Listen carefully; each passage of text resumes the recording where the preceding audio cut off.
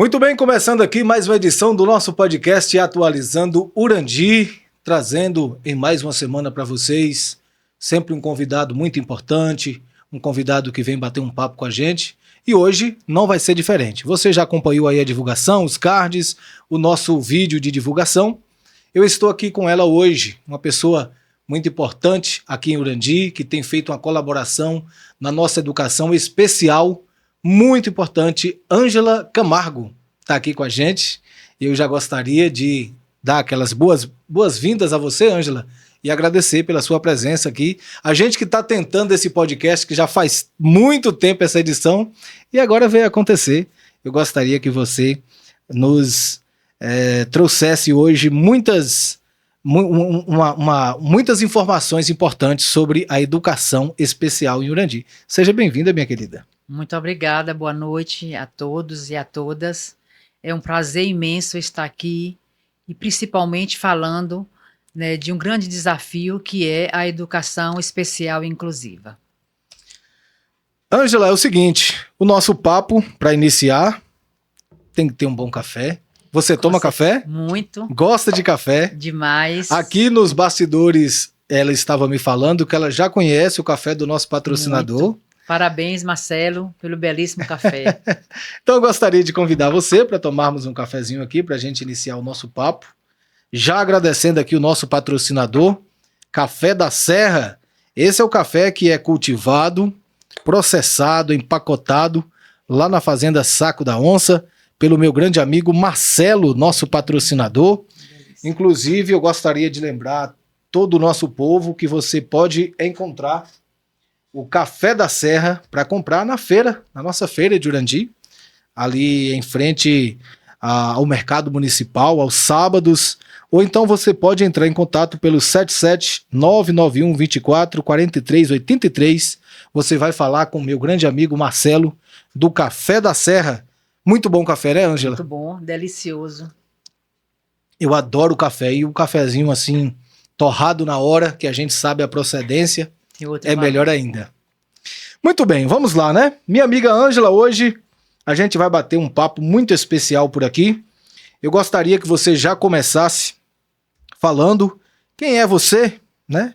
É importante a gente saber quem é o nosso convidado, quem veio bater um papo com a gente. Coloque aí as suas profissões, esse trabalho incrível que você faz em nosso município de Urandi. Por gentileza, fala comigo. Bom, primeiro, eu sou Nina, né? Eu nasci aqui em Urandi, no Cantinho, na zona rural, em uma localidade chamada Campo Largo. Depois eu saí muito cedo daqui de Urandi, aos 17 anos, saí para estudar, sempre com vontade de estudar. Fui para Salvador, fiz minha graduação na UFBA, né? Sou bacharelado em Ciências Sociais, cientista social. Depois me especializei na metodologia do ensino superior, fiz o mestrado em educação e em 93 eu passei no concurso da UNEB em Guanambi. Sou uma das pioneiras, né, da criação da Universidade do Estado da Bahia do campus de Guanambi e com muita ansiedade do conhecimento eu me mudei para Salvador para estudar e continuar minha carreira. E lá em Salvador, eu assumi a coordenação do colegiado de pedagogia por 12 anos. Fui gestora durante 4 anos, eleita democraticamente. E, em seguida, retornei para Caetité, por conta da cidade ser muito grande, ter 2 filhos, né? Pelas necessidades pessoais. Aí eu voltei para Caetité e já finalizei minha carreira como docente da Universidade do Estado da Bahia por 32 anos. Mas também eu tenho outras experiências além da educação. Já trabalhei em Salvador como educadora social, educadora de rua, chamado na época, né? No Liceu de Artes e Ofícios. Fiz estágio também na FAMEB, que hoje é a Fundac, ligada à FEBEM, né, onde a gente trabalhava com as crianças em grupo de risco, as crianças que moravam na rua. Eu também trabalhei nessa área. Aí, quando eu voltei para Caetité, eu ainda trabalhei na FG, fui professora durante 5 anos do curso de Direito e, aproximadamente, eu tenho uns 40 anos na trajetória da educação. Deu para vocês entender por que eu disse que o papo de hoje seria muito importante? É baseado nessas informações que ela acabou de passar. E olha que é perigoso estar esquecendo alguma coisa, viu? Ângela é muito especial na educação em Urandi. Você falou uma coisa importante aí, Ângela, que é a educação de rua. A gente vai entrar aqui no núcleo de educação especial, vamos falar especificamente dele, mas eu gostaria que você falasse para mim um pouquinho sobre essa educação de rua que eu achei importante. Na educação, eu era educadora, né, na época. As crianças eram vulneráveis economicamente e também da estrutura familiar, né, não tinham uma moradia. Isso nas ruas de Salvador? Nas ruas de Salvador, as crianças dormiam na Lapa, ali na Lapa, no papelão. A situação muito triste ali, né? Situação triste. E a gente tinha um papel de socialização e também de trazer essa criança, esse adolescente, né, para uma instituição que acolhia e, ao mesmo tempo, fazia uma exigência para que a criança e o adolescente estudasse e pudesse, ao mesmo tempo, estudar e fazer parte do programa, né? Então, a gente ia nas ruas, pegava as crianças, pegava os pré-adolescentes, os adolescentes, e conversavam, dialogavam, e trazia para a FAMEB, e aí lá eles tomavam banho, trocavam uniforme, e esse programa ele tinha um convênio com as empresas, né? Aí os estudantes, eles estagiavam, tipo Coelba, na Embasa, Banco do Brasil, tinha várias empresas que eram conveniadas com o governo, fazia parte, né, desse convênio com o governo, e a gente fazia esse trabalho de, né, tirar esse menino, tirar essa criança das ruas. E deu muito certo. Hoje eu encontro com alguns, depois de muitos anos. Que maravilha. Já são pais, né? Trabalham. E foi um trabalho muito bacana, gratificante e acolhedor ao mesmo tempo, né? Infelizmente são trabalhos, eu não sei se você vai concordar comigo, de repente esteja sendo ignorante aqui, você, por favor, me corrija. Mas a gente não vê uma divulgação ampla desses trabalhos, né? Nos veículos de comunicação, nos grandes meios que a gente... a exemplo da TV, por exemplo, né, que até hoje, mesmo com a ascensão das redes sociais, a TV ainda está na casa dos brasileiros. A gente vê muito pouco, né, a divulgação de trabalhos como esse, né, Ângela? Sim, claro. Muito pouco. Não são visíveis, né? Não tem aquela visibilidade que deveria ter, né? Não tem a visibilidade, justamente. Exatamente.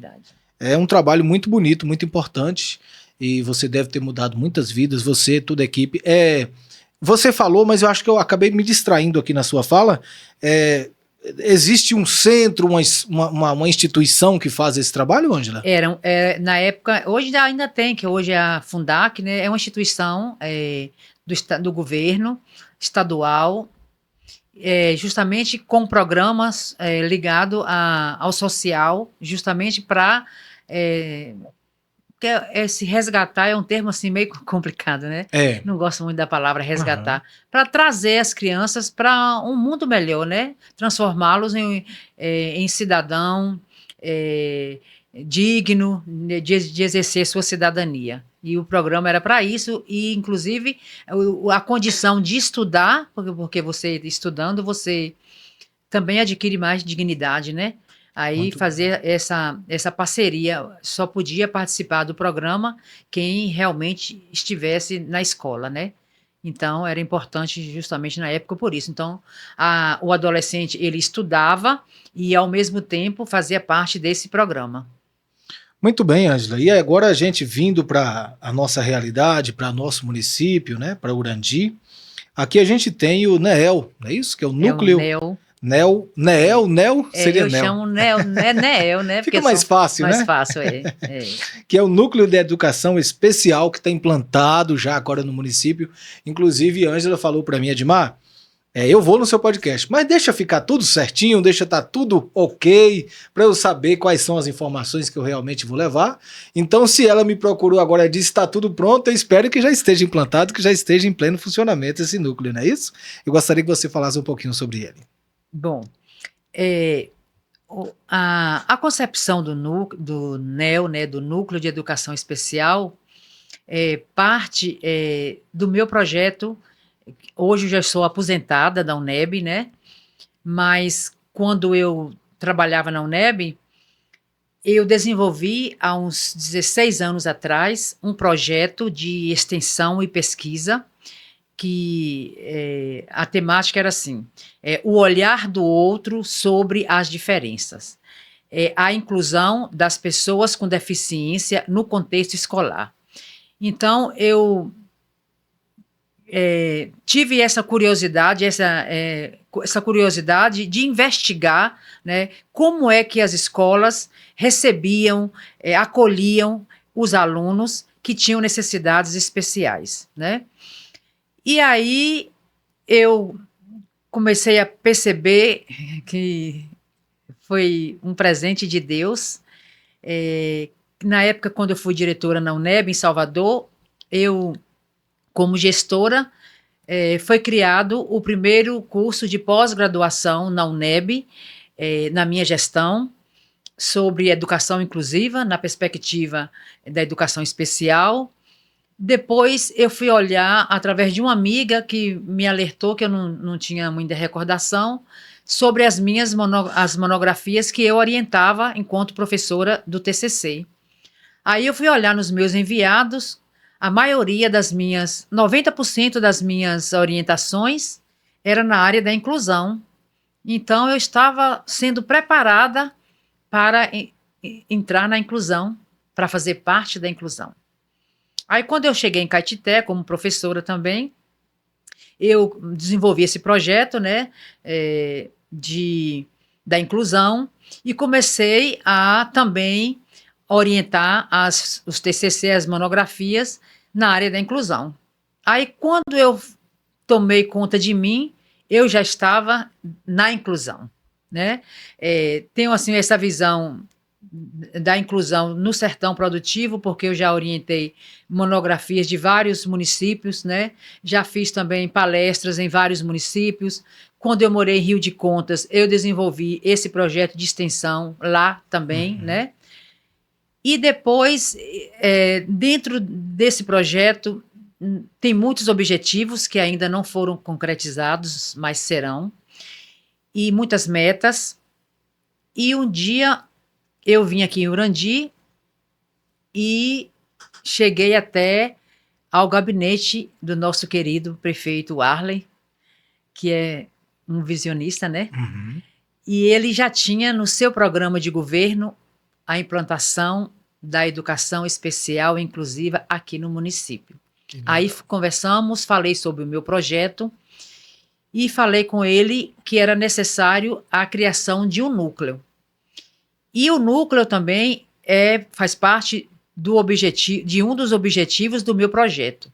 Mas por que o núcleo? Porque o núcleo, ele, além dessa questão clínica, né, porque ele tem uma visão clínica, e também tem uma visão da educação.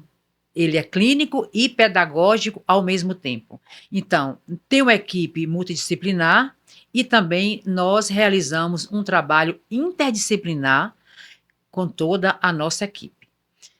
E aí, em 2023, eu elaborei as políticas públicas da inclusão na perspectiva da educação especial e também a criação do núcleo e também a criação do quadro que iriam compor o núcleo.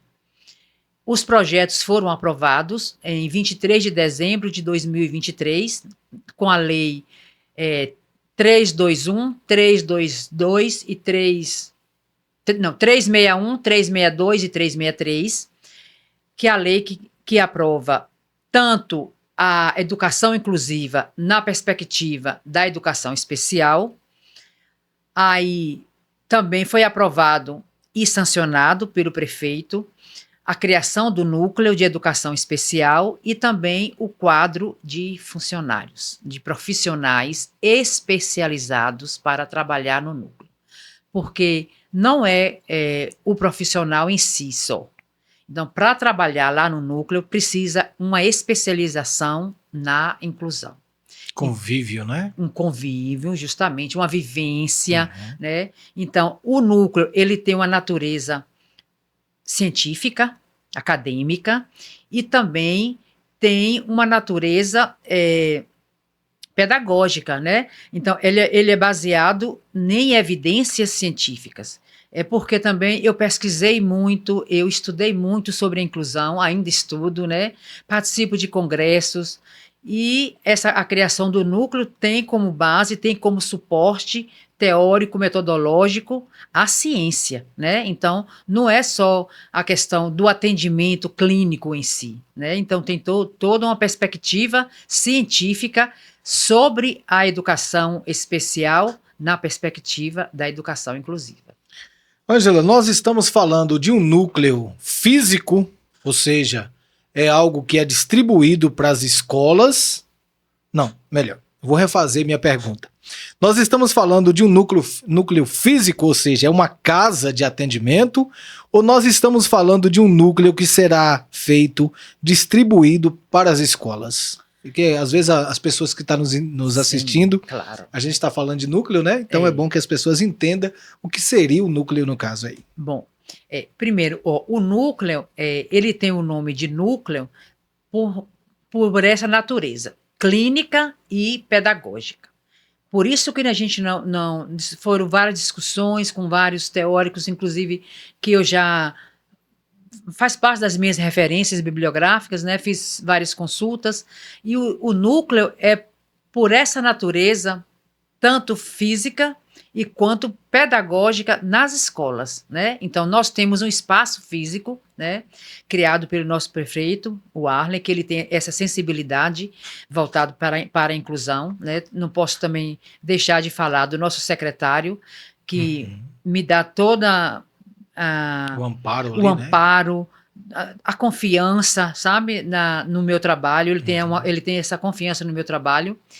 E o núcleo é um espaço físico que está situado ao lado da Secretaria de Educação, composto por 20 profissionais que atuam lá no núcleo, e, ao mesmo tempo, nós damos um suporte às escolas, né? Então, todas as crianças que fazem parte da inclusão são as nossas crianças e os nossos pré-adolescentes, né? Então, se a gente pudesse resumir, é algo físico que se torna itinerante, né? Porque acaba atendendo todas as escolas do município.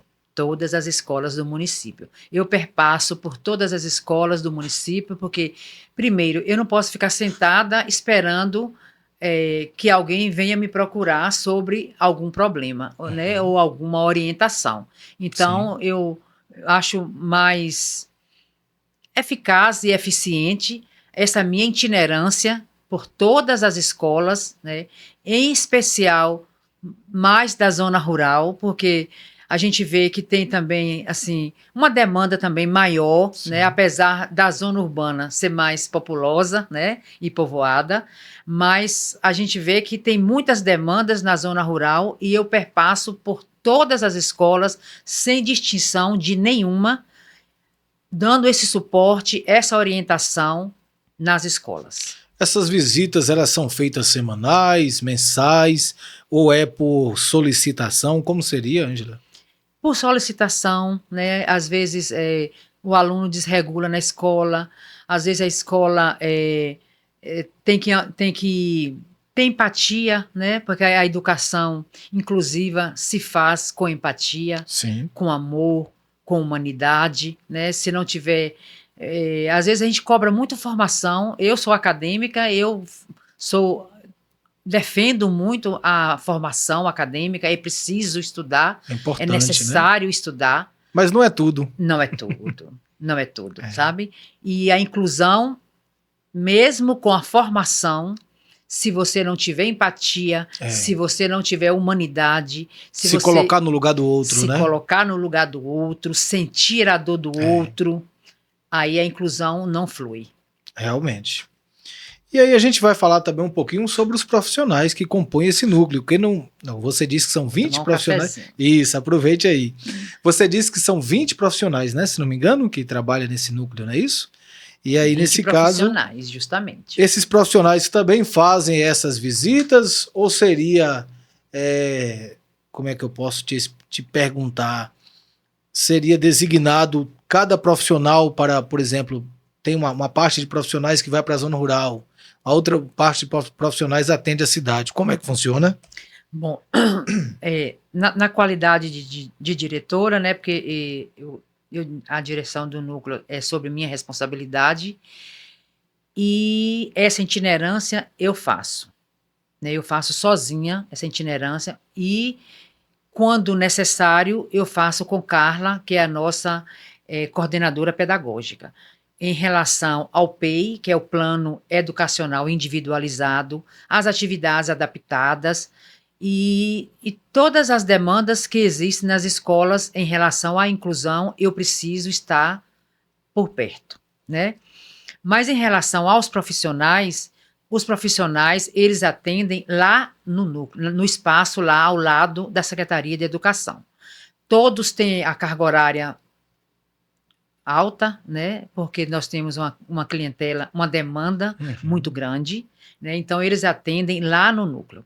Tem uns que têm 40 horas, outros Entendi. 30, outros 20, né? Porque, por exemplo, a gente vai muito pelo conselho, cada um tem o seu conselho, então a gente tem que obedecer essa lei do conselho, né? Até por uma questão de organização De também, organização, justamente, de fiscalização, Fiscalização. né? De fiscalização. Então, a itinerância eu faço.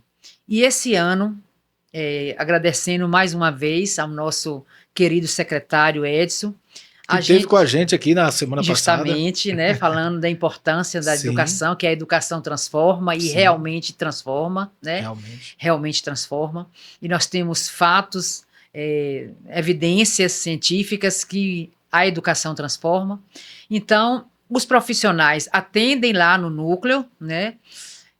Acompanhado pelos pais, a criança tem que ir acompanhado pelos pais, os profissionais ficam lá atendendo, e eu também tenho um dia que eu atendo os pais, e as outras horas e os outros dias eu vou às escolas.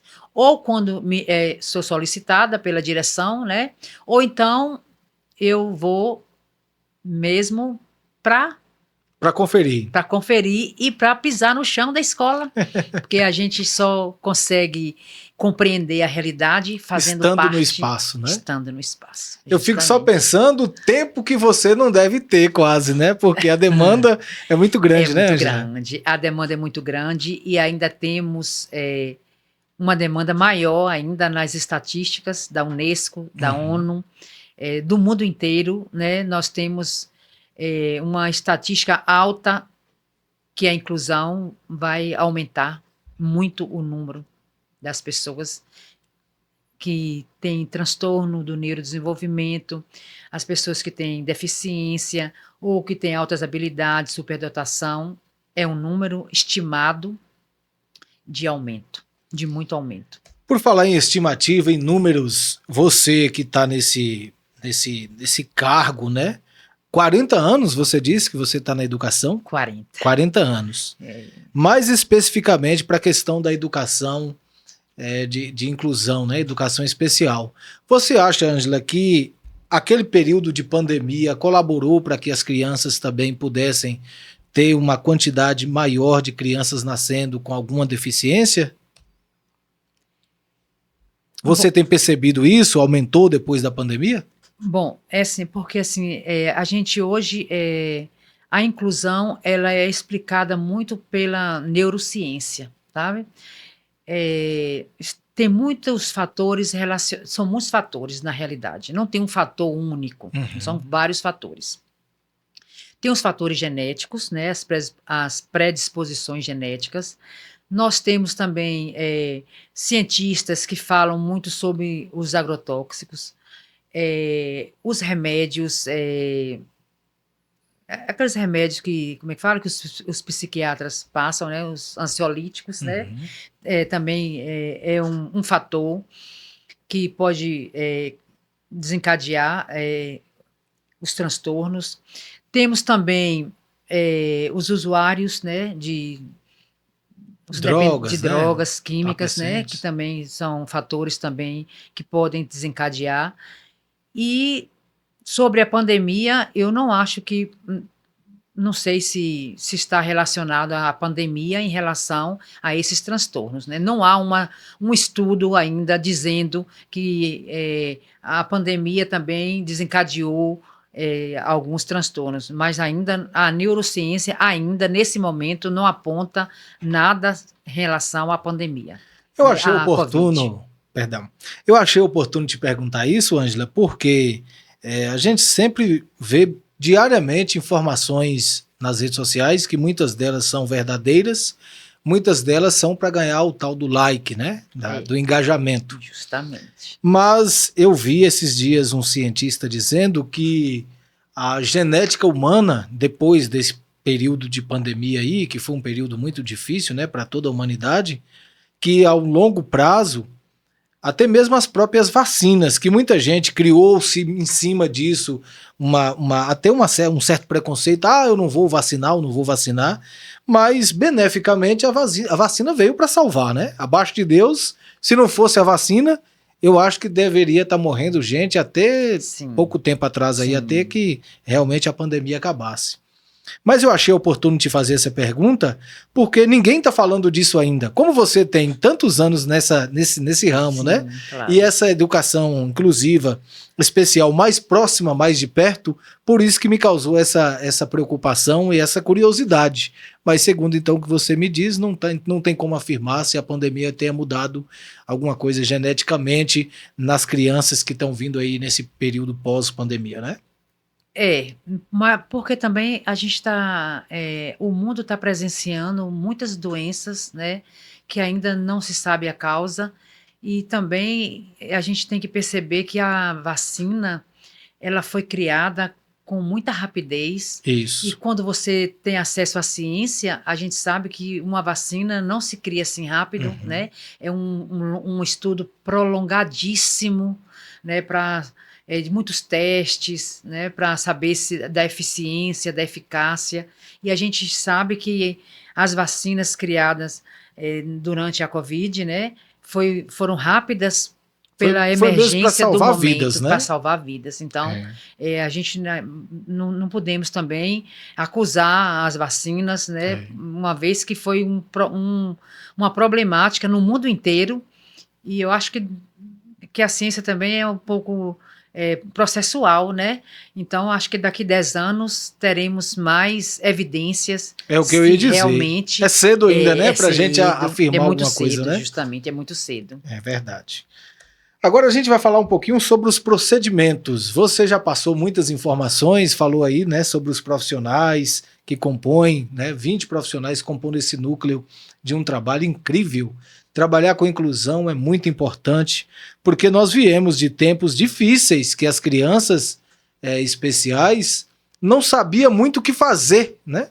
Eu É, me lembro eu tenho pessoas na minha família, né? A gente fala deficiente, mas o mudo e o surdo, se brincar, eles têm mais eficiência do que nós que justamente. falamos e ouvimos. Às É, vezes eu tenho 3 tios, mudo e é. surdo, né? E tenho vários parentes, né, nessa condição. E às vezes eu fico olhando para eles e pensando como eles desenvolvem outras habilidades que nós que Não falamos e ouvimos conseguimos. não conseguimos. E aí eu gostaria que você falasse sobre esses procedimentos que são adotados pelo núcleo. É, é, os procedimentos são o seguinte, inclusive há alguns conflitos, né, em relação a essa questão, porque os nossos atendimentos, eles são vindos da escola. A escola, nós temos uma ficha, né, que é uma ficha padrão, que essa ficha é distribuída para todas as unidades escolares do município, e a escola vai preencher a ficha de acordo à necessidade do aluno. Então, às vezes, surgem situações onde a gente não pode passar da fila que está, porque a fila nós temos muitos agendamentos, né? E esses agendamentos, eles são feitos de acordo à demanda de cada escola. Então, se a escola X mandou para a gente, por exemplo, uma consulta com a neuropediatra, então há aquele agendamento. Se há aquele agendamento, então aquela criança é a primeira a ser atendida. Então, todos os agendamentos lá não têm prioridade, porque todos são prioritários, né? A prioridade é a chegada da escola. A escola manda a ficha e a secretária eficientíssima que nós temos, Cate, faz esse agendamento e fica esperando o atendimento, né?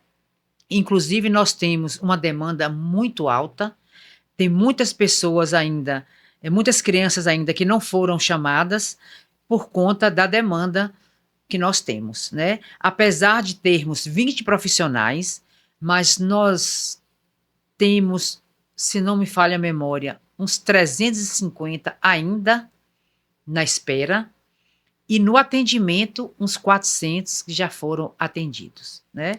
Estamos falando de 2025 para cá? 24 2024 para cá. 24 para cá. Que foi da época da implantação a implantação do núcleo. núcleo. A lei foi criada em 23, né? Em dezembro de 23, foi criada as 3 leis, e em 24 foi inaugurado o núcleo.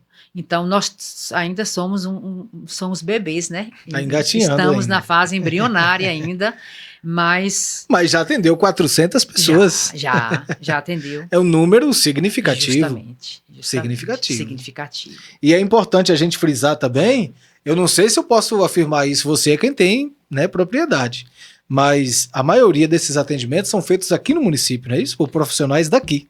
É isso? Profissionais daqui, há uma preferência, né, porque assim, que é também comunga e coaduna com a concepção de Warley, né, que é do nosso prefeito, de investir no nosso município. Eu também faço parte, né, comungo com essa concepção, né, porque se for para contratar um profissional, se for para investir em um profissional, que invista no nosso município, né? Se tem por que trazer de fora, né? Justamente. Inclusive, eu até entro, não vou entrar no mérito aqui sem a sua permissão, mas com licença.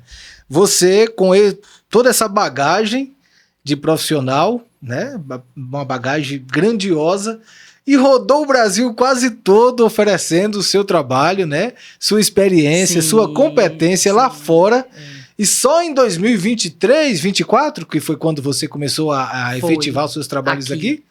Depois de tanto tempo, cadê as gestões anteriores? Cadê o pessoal que não tinha visto você, pelo amor de Deus? Mas é assim mesmo, né? É assim mesmo. Serve de experiências, o Arley me viu, né? Pronto, o Arley te viu. O Arley me viu, justamente. Muito bem. Então, e aí eu gostaria que você falasse assim, numa visão mais ampla, o que é a inclusão nessa perspectiva, Ângela? Bom, primeiro eu gostaria de explicar um pouco sobre o que é a inclusão. Quando a gente fala da inclusão, é preciso a gente vivenciar a inclusão, sabe? É preciso vivenciar. Ou direta ou indiretamente, a gente tem que ter esse olhar na inclusão. É extremamente importante. De alguma forma tem que fazer parte, né? Tem que fazer parte, né? E quando você fala da inclusão, você tem que falar de acessibilidade, permanência, participação e aprendizagem. Mas quando a gente fala de acessibilidade, não é só uma rampa, não é só uma escada. É acesso ao conhecimento.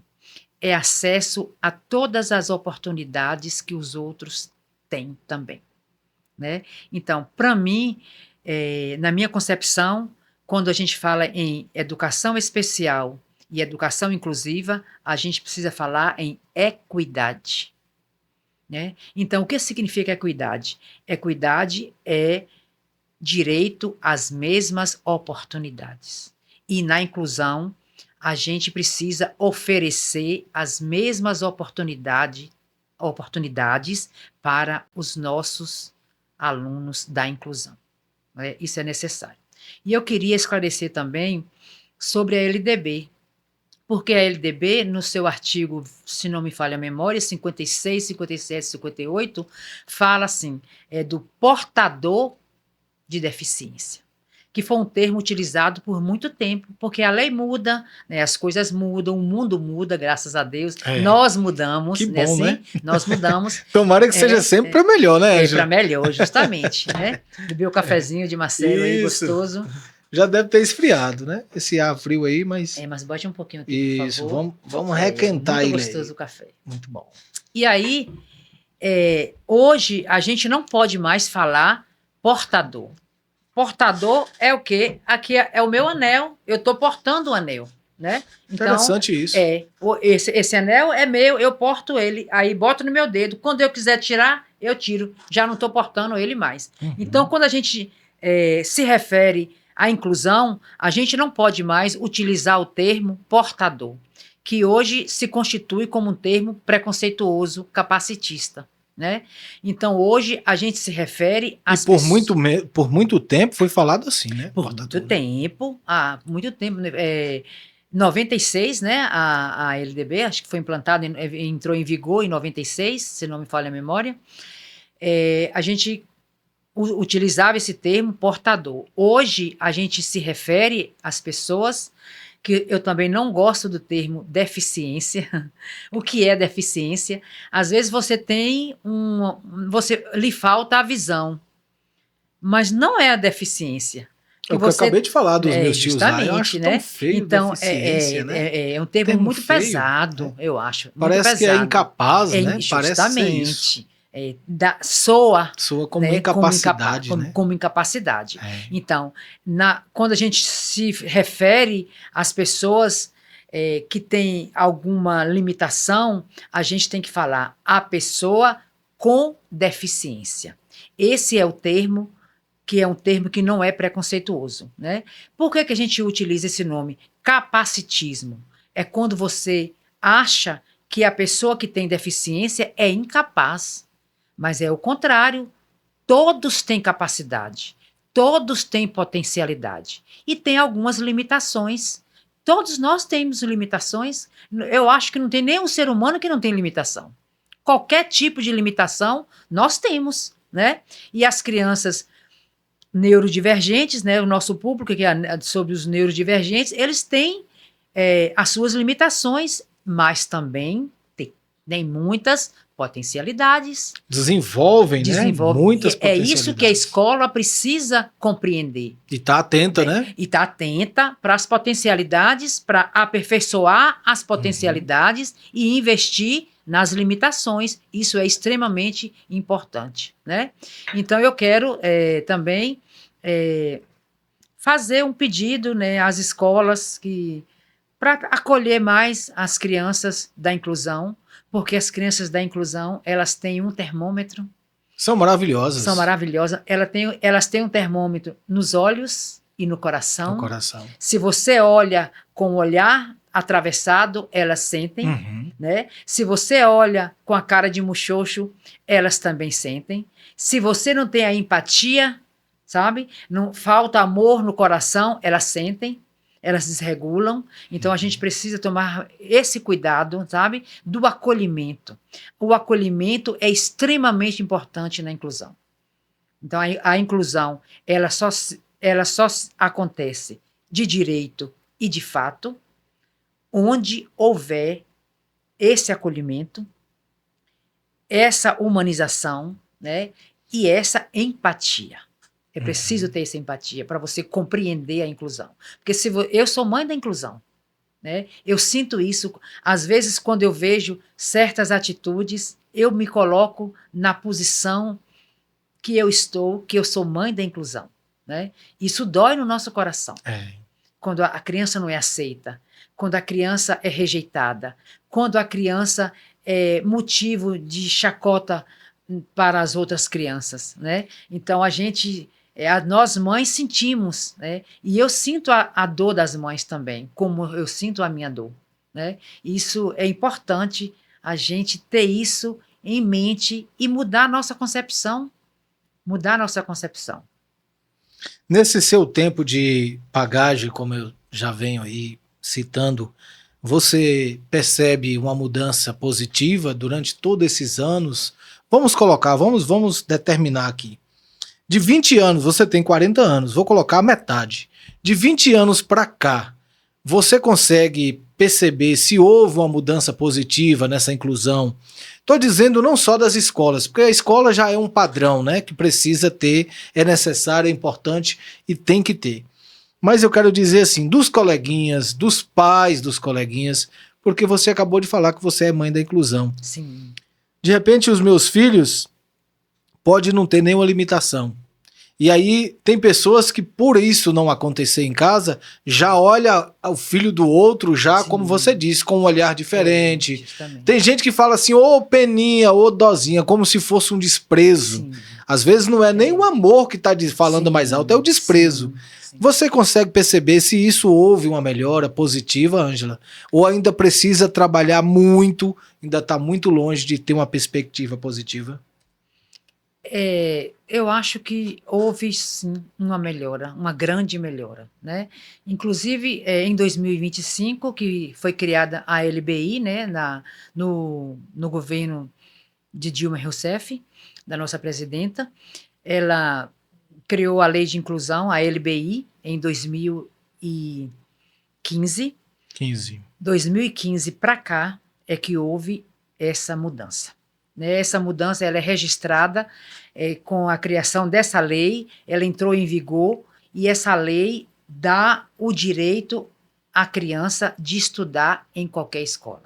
Então, nenhuma escola pode negar a matrícula, nem a permanência, nem a acessibilidade e nem o direito à aprendizagem. Então, a inclusão é lei. E quem não cumpre essa lei é crime, é um crime, porque é preciso cumprir a lei. Né? As leis, elas são postas, são criadas para serem, né, executadas. Não é isso? Exatamente. Justamente. E aí eu já vou partindo aqui para a importância que para vocês deve ser da parceria da escola com a família. Né? Justamente. Se não houver essa parceria, o que aconteceria, Enzo? É triste às vezes, né? Porque assim, na inclusão há um peso muito grande na estrutura familiar. A gente vê a diferença da criança da inclusão que tem uma estrutura familiar equilibrada. Ela consegue levar isso para os outros ambientes, né? Consegue. Ela tem um comportamento diferente na escola. Nós temos muitas famílias aqui em Urandi bacana, famílias parceiras, famílias que reconhecem o trabalho, sabe? O nosso trabalho, o nosso empenho, porque eu só trabalho onde eu acredito. Eu estou na educação, porque eu já tive outras oportunidades de estar em outros lugares, porque já passei em outros vestibulares, mas eu estou na educação. Desculpa, porque eu acredito na educação e hoje eu estou na educação inclusiva porque eu acredito na educação inclusiva. E nós temos aqui em Urandi muitos pais, muitos responsáveis que acreditam, reconhecem, sabe, a importância do núcleo, a importância dos nossos profissionais e a importância dessa parceria com a escola. Porque a inclusão, ela morre na escola se ela não tiver um apoio familiar. A inclusão, ela morre lá no núcleo, se não tiver o apoio da escola e dos familiares, e da estrutura familiar.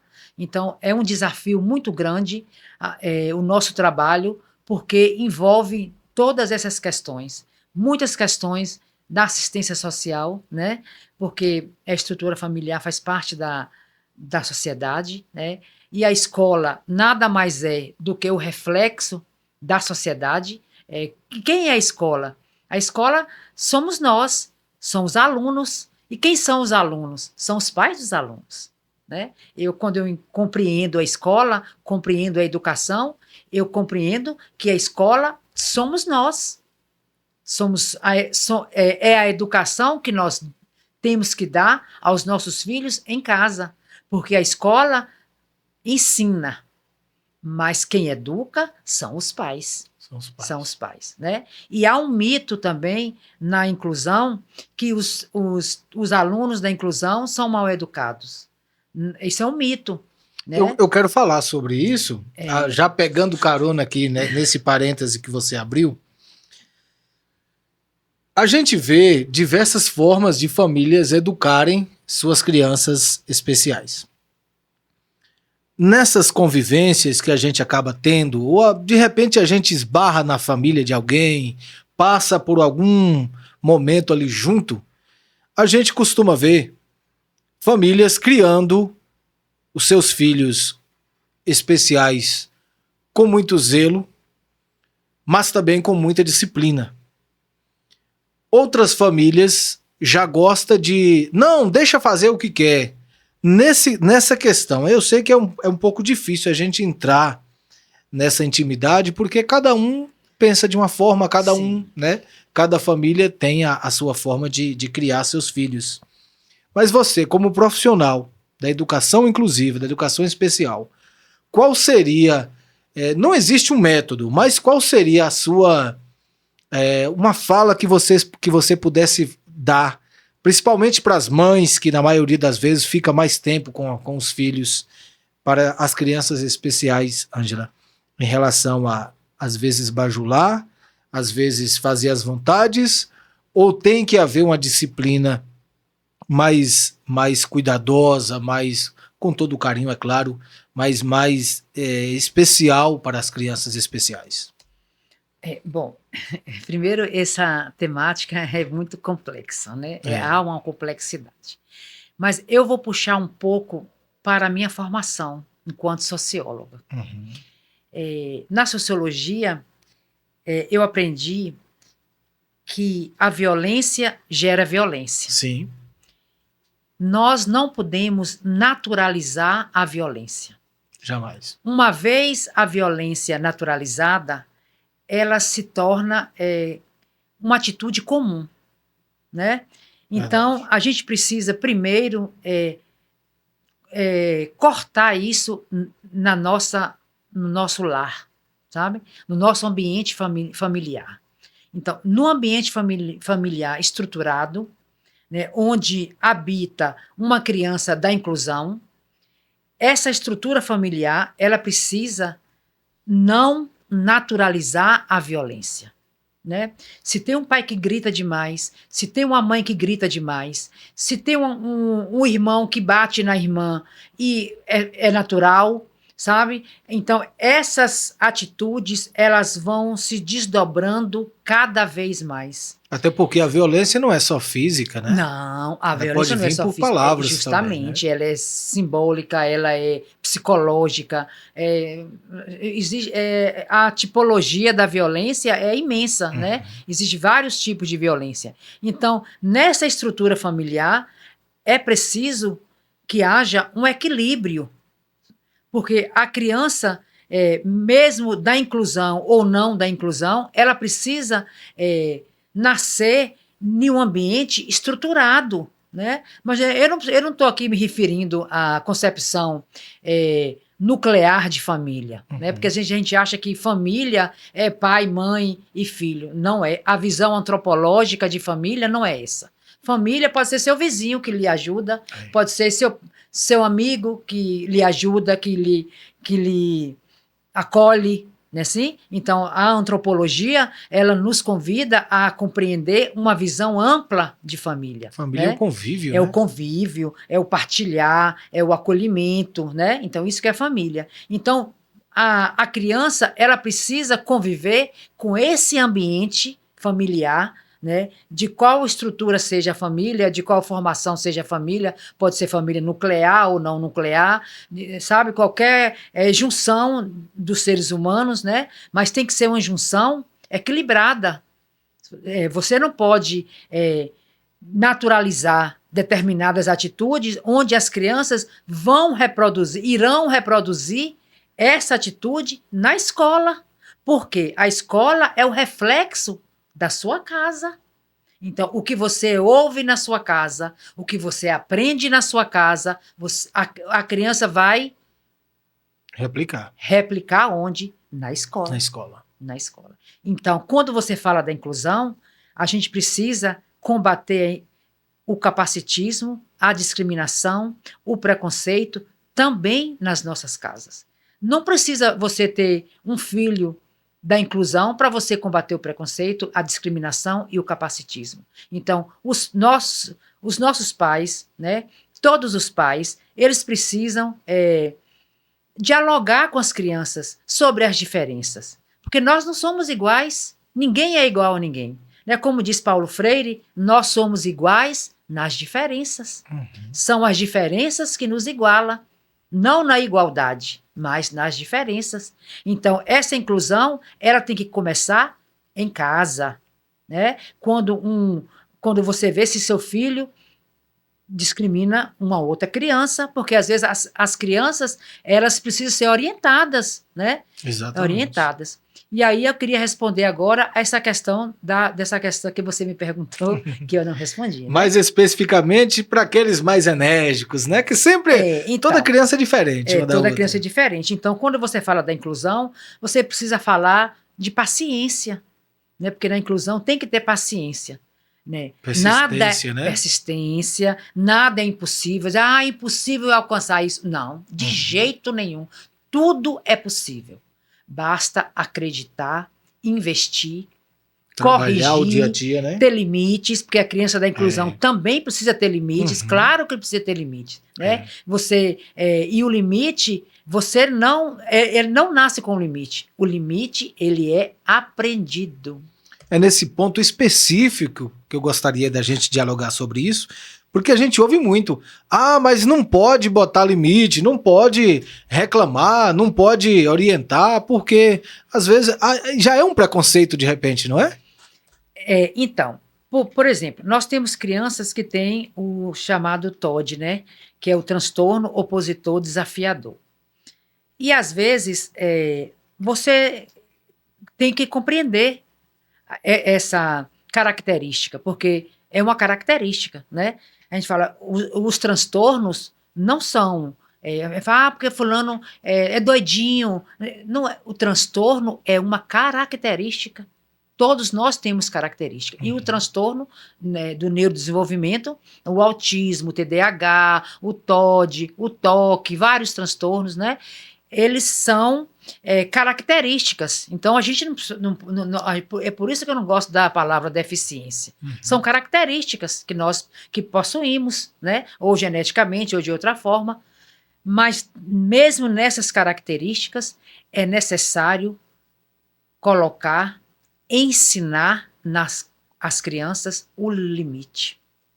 Sabe? Primeiro, nós, como pai ou como mãe, nós não somos eternos.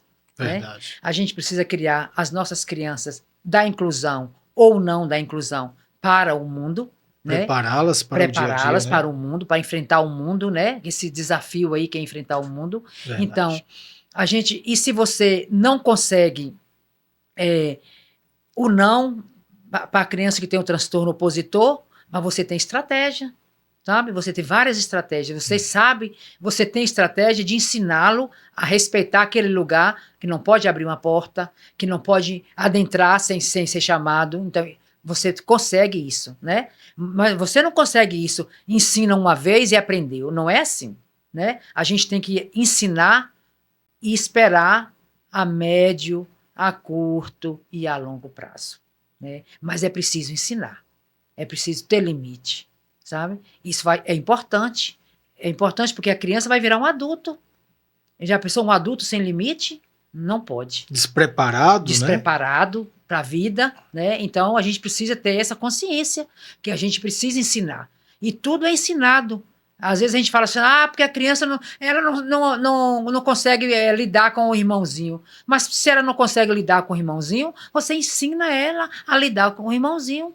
Porque tudo a gente aprende e tudo é ensinado. Eu costumo dizer que as crianças elas vêm vazias.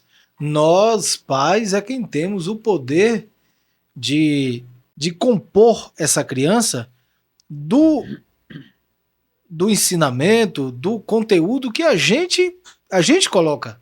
Então, é o erro de muitas pessoas acharem que mesmo sendo os pais, não teria a obrigatoriedade, como você disse, de ter esse dia a dia com a criança, de ter a persistência para chegar no resultado, né, Ângela? Justamente, justamente. É muito bom a gente dialogar com as pessoas que têm propriedade para falar, porque já estão nesse ramo há muito tempo, dedicando a sua vida, dedicando a sua pessoa, o seu profissionalismo para o bem do próximo. E Ângela, né, com Ângela não está sendo diferente esse papo aqui, está sendo de uma grande importância, principalmente para você aí, pai e mãe, né, de crianças especiais, vocês que com certeza têm muito amor aos seus filhos, querem vê-los no futuro, pessoas, né, cidadãos de bem, pessoas que alcançaram, né, vitórias na vida, porque, como eu disse, nós viemos de uma sociedade muito preconceituosa, de achar que, às vezes, uma criança especial não vai ser ninguém na vida, que uma criança, um cadeirante, por exemplo, que ele vai viver a vida dele sempre ali em cima daquela cadeira.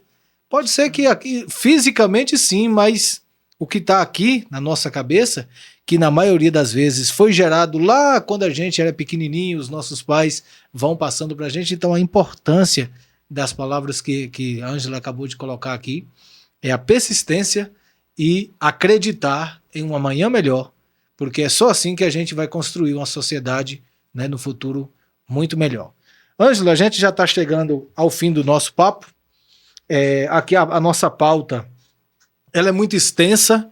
Se a gente fosse falar aqui do trabalho de Ângela, né, não estou nem dizendo dos 40 anos de sucesso, de carreira, vamos dizer, que é quase uma carreira, né? É quase uma carreira. Você disse que passou por tantas, né, faculdades, por claro. tantos, né, por tantas compromissos na sua vida, e aí eu gostaria que você, né, pudesse fazer as considerações finais, você que ainda tem um recadinho importante para os pais, já agradecendo aqui a sua presença. Bom, primeiro eu quero dizer aos pais responsáveis que a inclusão não é fácil, também não é romântico, sabe? É um desafio muito grande, mas nada é impossível, basta acreditar, investir, orientar. E faço um apelo aqui aos pais, aos responsáveis, pela questão do uso e abuso do celular, das telas, porque as telas, elas causam um malefício muito grande a todos os seres humanos, em especial às nossas crianças, aos nossos jovens da inclusão. Por quê? Já foi comprovado, já tem vários livros, principalmente na França, né? Estou lendo um livro até que o Dr. Arthur me indicou, que chama, o nome do livro é Os Imbecis Digitais, e justamente ele chama a atenção sobre o uso do celular, porque o uso do celular, ele causa problemas, muitos problemas, inclusive problemas de abstinência. Se você retira da criança o celular, há uma crise de abstinência, como se fosse o uso de uma droga muito forte, né? Então, o que os pais precisam? Não é assim, porque há uma ironia em relação a isso, né? Inclusive, ele faz essa ironia, esse francês, ele faz essa ironia em relação a isso. Você não pode dizer assim, ô meu filho, saia do celular e você com o celular defronte seu filho usando o celular. Que exemplo que você está dando, né? Que exemplo que você está dando. Então, como é que você pode fazer com que a criança ou adolescente não fique muito no celular? É dando alternativas, né? Indo para o esporte, fazendo uma caminhada, fazendo uma capoeira, indo para passear, tomar banho. Aí nós temos uma barragem muito linda, bacana, muitas cachoeiras aqui nós temos na nossa cidade. Então nós temos opções, né? Então, tirar a criança ou adolescente do celular é dar uma opção, não é proibir, né? Que a gente pensa assim, tira do celular, vou proibir do celular. Não é assim que funciona. Então, é preciso ter essa consciência, oferecer oportunidades às crianças, aos jovens, para que eles saiam mais das telas, né? Não fique muito tempo nas telas, porque as telas, a gente acha que a tela vai regular, ao contrário. Ela, naquele momento, ela prende a atenção, mas ela desregula a maioria das crianças da inclusão. E outro apelo também que eu gostaria de fazer aos pais, apesar de eu não sou nutricionista, né? Mas como eu já li muito e leio muito sobre a inclusão, um dos grandes vilões também, além do celular, é o açúcar, sabe? Eu acho que os pais... E as crianças adoram, né? Então, o açúcar é um grande vilão.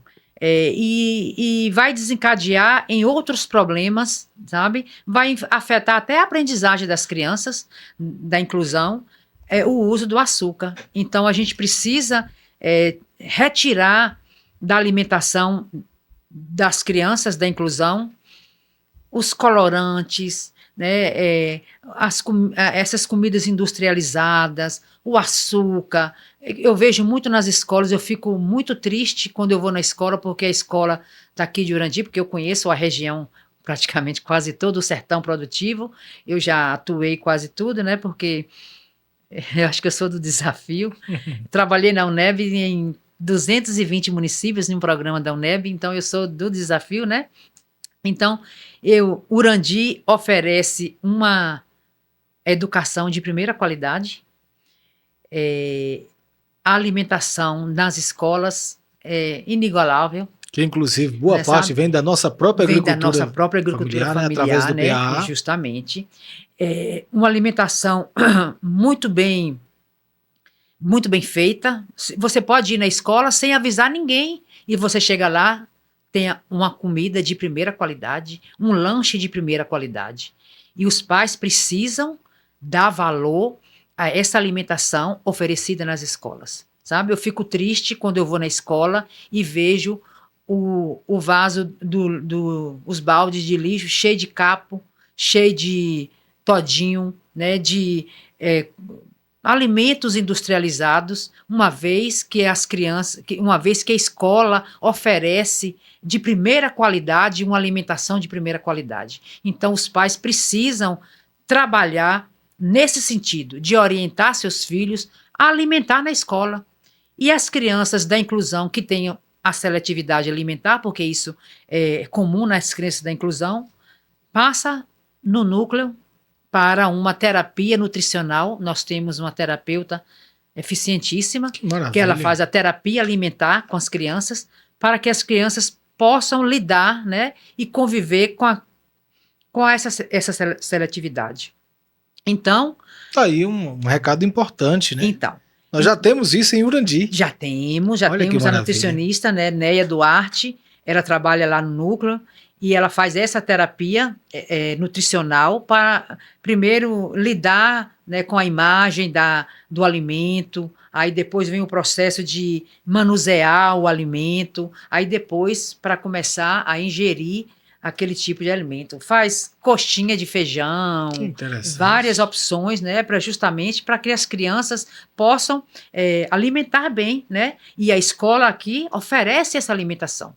Então, os pais, eles precisam ter esse cuidado, né, e de orientar as crianças para que elas alimentam na escola, porque a escola oferece uma comida que é nutricionalmente elaborada, porque tem nutricionista em cada escola, né, a escola... Não vai servir qualquer coisa, Não vai servir qualquer coisa, né, então o alimento de primeira qualidade, já na perspectiva da nutrição. Então, por que não almoçar na escola? E a gente vê uma certa resistência aqui, eu vejo uma certa resistência, e eu nunca fui em outro município para ver essa qualidade da alimentação que as escolas daqui oferecem. Então, precisamos valorizar tudo isso, né? E importante, você, pai, lembra o que a professora Ângela acabou de dizer. Evita colocar o todinho na bolsa do seu filho. Se eles soubessem a bomba de veneno que tem ali dentro daquele pacotinho, ou se ele tivesse... Quem faz isso? Porque na maioria das vezes as pessoas fazem porque não tem a informação. Justamente. Porque se tivesse, eu tenho certeza que não faria. O justamente. mal que faz para o seu filho, principalmente seu filho, sua filha, que está aí em crescimento, em formação, né, física, Justamente. faz um mal tremendo. Tem na escola. Período integral? Pronto, tá lá. Ah, mas meu filho vai estar... Calma, tudo é um processo, né, Ângela? Tudo é um processo. Tem a terapia, como a Ângela colocou, às vezes a criança é muito difícil para poder se adaptar, já tem a terapia. É do município, é público, é acessível. Então vamos pensar mais na boa alimentação diária dos nossos filhos. Justamente. Ângela, eu quero com muita alegria agradecer a sua presença aqui. Eu espero que esse nosso papo possa chegar a centenas, milhares, milhões de pessoas e que a gente possa continuar servindo de exemplo também para quem nos assiste lá fora. Porque a gente fala de tanta coisa boa e lembra que é do nosso povo, é daqui de Urandi. Teve uma pessoa que falou assim, ó, você frisa muito no seu podcast, município de Urandi, município de Urandi. Eu gosto de frisar assim, eu sei que às vezes fica até um pouco monótono, mas é para a gente lembrar que estamos falando do nosso povo, da nossa gente, do que nós temos de melhor para oferecer. Muito obrigado pela sua participação e até a próxima, se Deus quiser. Espero que você volte em breve com mais notícia boa, com mais informações para o nosso podcast Atualizando Urandi. Eu que agradeço, Edmar, e peço desculpa à população se não fui clara, porque também a inclusão é muito complexa. A gente parte por vários vieses, né, várias concepções, e também a gente tem que ter cuidado com as informações da internet, porque a internet é uma terra sem fim, né? Então a gente precisa acreditar primeiro na ciência, porque às vezes tem informações na internet que não procede. Justamente. E eu tenho muito fake news, fico preocupada, né, com as pessoas que às vezes acreditam tudo no que a internet fala. Diz lá, né, que qualquer dia a internet é uma terra livre. Exatamente. Né? É uma terra livre. Então a gente precisa ter esse cuidado e prestar atenção e ir em busca de conhecimentos através dos livros, né, de outras fontes que não sejam seguras, fontes né? seguras, né, fonte de pesquisadores, né, consistentes. Inclusive no último congresso que eu fui em São Paulo, foi falado muito isso, né, para a gente ter muito cuidado com a internet, porque quem quiser ganhar dinheiro vai para a internet fazer a sua propaganda, né? E hoje a gente vê também, às vezes, muito charlatão da inclusão, infelizmente, mas tem, né? Tem pessoas que às vezes nem estudou a inclusão, nunca passou no chão da escola, não conhecem a realidade, né? Porque também nós temos essa questão que é uma questão da desigualdade social no Brasil, que a gente sabe que o Brasil é um país desigual, extremamente desigual, e a gente precisa ter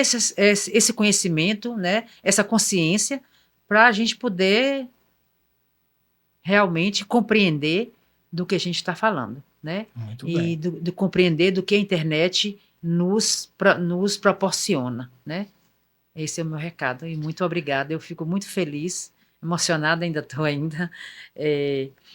com essa minha fala e com a oportunidade de estar aqui, de estar dialogando sobre a inclusão, e ao mesmo tempo eu espero ter contribuído para que nós possamos no futuro ter uma sociedade mais humana e mais justa. Muito bem, acabamos de bater esse papo legal com ela, a professora Ângela, que nos trouxe aqui muitas informações, nos trouxe conhecimentos que vão preencher o nosso dia a dia, que vão somar muito para que a gente possa ter uma sociedade melhor, claro, se seguirmos, né? Que basta querer. Só nos resta agora pedir a você que nos dê aquele like, faça o seu comentário, deixa aí a sua opinião, deixa aí talvez o seu agradecimento, né, para a professora Ângela. Nós estamos aqui nesse compromisso de sempre levar a verdade, levar conteúdos de importância para você que tira o seu tempo aí, não perder seu tempo, né, ouvindo coisas aleatórias, mas sim conteúdos de importância para o nosso dia a dia, informativos, formativos. Então eu conto muito com a sua colaboração gratuita, que é deixar o nosso gostei, deixa lá um joinha para nós, seu comentário. Se você não é inscrito aqui no nosso canal, se inscreva. Siga o podcast nas redes sociais, que é no Instagram, e no TikTok. Lá a gente posta os cortes, os melhores momentos de fala, se bem que todo podcast aqui, toda fala é importante, mas a gente sempre posta lá uns cortes também para vocês acompanharem e completo no YouTube. Agradecendo aqui o nosso patrocinador, né, nosso grande amigo Marcelo, Café da Serra, o verdadeiro puro sabor do café arábica. Ele é processado, cultivado, torrado na fazenda Saco da Onça, lá pelo meu grande amigo Marcelo e toda a sua família, patrocinador também desse papo aqui no Café da Serra. No mais é só agradecer a sua companhia. Estaremos de volta na próxima semana com mais um convidado especial. Até lá. Tchau, tchau.